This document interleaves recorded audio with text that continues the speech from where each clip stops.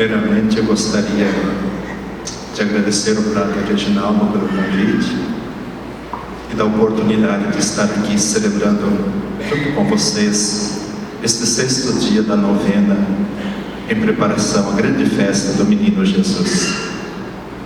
E hoje a liturgia muito rica, por sinal, o tempo que me foi dado é pouco. E então vou deixar uma pequena palavra primeiro a respeito da palavra que nós ouvimos e também depois, no segundo momento, sobre o tema de hoje, a família. Sobre a família poderíamos falar tantas coisas e num bom e longo tempo também, mas vamos ao tema, particularmente do Evangelho de hoje, na figura que Jesus coloca, tendo presente que a gente diz assim, o estilo literário que nós encontramos hoje é uma parábola, é uma figura. Então, o que quer dizer esta figura para nós? Quando Jesus falou, veja aqui, na vinha, né? A vinha é uma imagem muito bonita. E quando ele traz presente os trabalhadores, e é uma figura muito antiga, nós encontramos no Antigo Testamento, quando se fala da vinha, é uma imagem para dizer o povo de Israel. Quem é a vinha do Senhor? Desde lá no Antigo Testamento, é o povo de Israel. Com a chegada de Jesus, veja, então depois nós vamos atualizar quem é a vinha do Senhor hoje, né? Então nós podemos dizer que a vinha do Senhor é a igreja, não é isso? Vamos ver o que diz, veja, na liturgia, nos leva a refletir novamente sobre a igreja, na qual somos convidados a trabalhar. Daí que isto, e durante a celebração, possamos ir descobrindo qual o lugar em que cada um de nós, né, é chamado a trabalhar, e qual o critério de Deus no pagamento pelo trabalho que nós realizamos. Tem pagamento ou não tem? Tem uma moeda, né? O que significa esta moeda? Se nós então somos os trabalhadores na vinha do Senhor e ao mesmo tempo somos a vinha do Senhor, qual a grande recompensa que em Jesus Cristo nós recebemos? São Paulo, na segunda leitura, disse assim que eu gostaria de partir para estar com o Senhor, né? Então veja qual a recompensa de estar na vida nova, junto com o Cristo ressuscitado na graça do Pai. É a moeda, né? Mas mesmo assim, veja o que nós encontramos. Veja, o Evangelho destaca que Deus chama a salvação, veja, grande chamado de Deus para os trabalhadores, todos os homens, sem considerar a antiguidade na fé ou os critérios pelo trabalho realizado. Porque Deus tem outro, vimos na primeira leitura o profeta Isaías dizendo a maneira que Deus olha para a gente é diferente do que a gente e da maneira como a gente, pois os pensamentos de Deus são tão diferentes dos nossos, né? Tão distante como é difícil podermos entrar dentro do pensamento de Deus. Por quê? Porque nós somos muito materialistas, né? Somos muito carnais, muito apegados às coisas da terra, né? Como viver neste tempo, veja, com os olhos fixos na meta, andar por entre as coisas que passam e poder abraçar aquelas que não passam. É um grande desafio da nossa fé e que, sem dúvida alguma, somos convidados a ir descobrindo sempre mais. E daí vem a grande questão no acerto de contas, né? Grande questão, diz, estás com inveja porque eu sou bom? Veja o pensamento de Deus, né? Os murmuradores eram os escribas e fariseus porque murmuravam, porque Jesus estava acolhendo os publicanos e pecadores, né? Deus não é um negociante que contabiliza os critérios, os créditos dos homens para depois lhes pagar conforme a quantia produzida. A salvação é mais obra de Deus do que o merecimento do homem. Deus é um Pai cheio de bondade, que ama todos os seus filhos por igual e sobre todos derrama o seu amor. Ele nos dá muito mais do que nós pedimos, muito mais do que nós merecemos. Como entender o bom pensamento de Deus? O tema hoje é a família, né? Então vamos, para poder imaginar um pouco como que é o sentimento de Deus por cada um de nós, vamos olhar a figura do pai e da mãe. O pai e a mãe, como é que vocês olham para os filhos de vocês quando o filho é desobediente?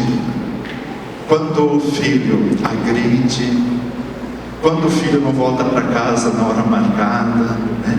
Quando não corresponde com a expectativa do pai e da mãe, sem contar que muitas vezes se desvia pelo caminho ou pelos caminhos da vida. Pai e mãe continuarão sempre olhando para ele ou para ela como filho ou filha.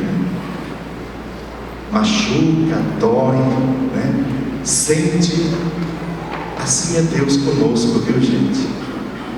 Da mesma forma que um pai e uma mãe nos acolhe, apesar dos nossos erros, das nossas desobediências, das nossas rebeldias, Ele continua sempre acreditando e esperando por nós. Então nós começamos a pensar um pouquinho, mas acontece que nós somos filhos, né? E como os filhos, muitas vezes nós murmuramos, como lá entre os irmãos, né? Porque o pai gosta mais daquela minha irmã, porque a mãe protege aquele meu irmão, né? E daí a gente começa a bater boca, murmurar, né? Uns contra os outros, né? E esquece quão grande é o amor e a bondade do pai e da mãe. Então coloca como que uma barreira. Quando a gente começa a murmurar contra os irmãos, coloca-se uma barreira e não consegue mais receber o carinho e o afeto do pai e da mãe. E aí aumenta sempre mais a rebeldia, né? Por isso, então, veja como é importante dos murmuradores, né?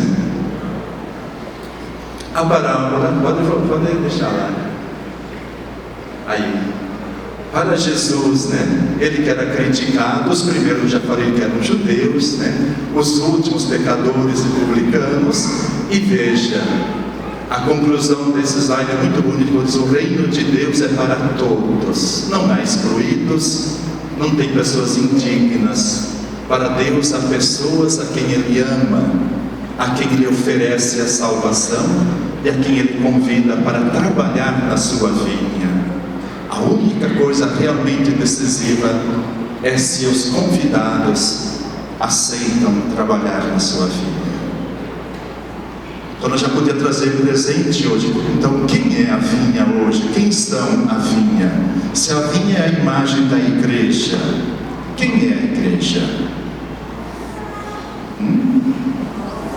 Somos nós, não somos? Então quem é a vinha? Está produzindo frutos doces ou amargos? O profeta diz: o Senhor esperava fazer uma grande colheita de uvas doces, né? E só colheu aquela uva que não amadurece, azeda, né? Quantos azedumes, quantas queixas, né? E nós vamos produzindo o que? Amargura, ressentimentos, quantas coisas vamos guardando em nossos corações e vão se transformando em frutos amargos, azedos, e muitas vezes nem chegam a amadurecer. Então nós somos o quê? A vinha do Senhor. Que bonita imagem, né?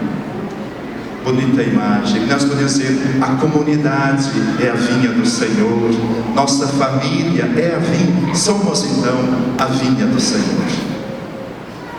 E veja com quanto carinho, com quanto amor Ele nos acolhe sempre. Veja para nós, cristãos, continua Jesus convidando, chamando: ide também vós para a minha vinha.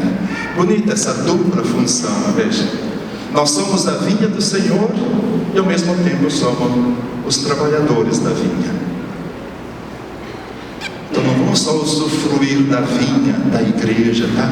Vamos ser a igreja também.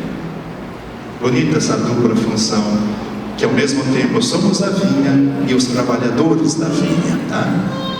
E daí nós podemos então dizer assim que em que momento a graça de Deus tocou o nosso coração, né?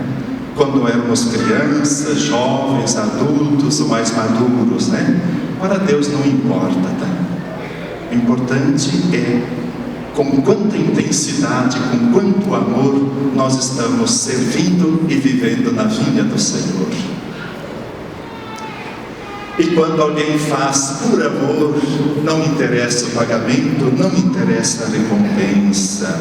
Recordando aquelas palavras de Jesus que disse: depois que vocês fizerem tudo o que deveriam fazer, digam: somos apenas servos inúteis, fizemos o que deveríamos fazer.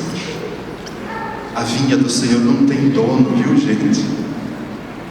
O único patrão é o Pai Celeste, tá? Todos nós, né, somos servidores da vinha.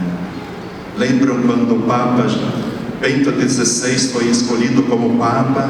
Ele disse: os cardeais acharam por bem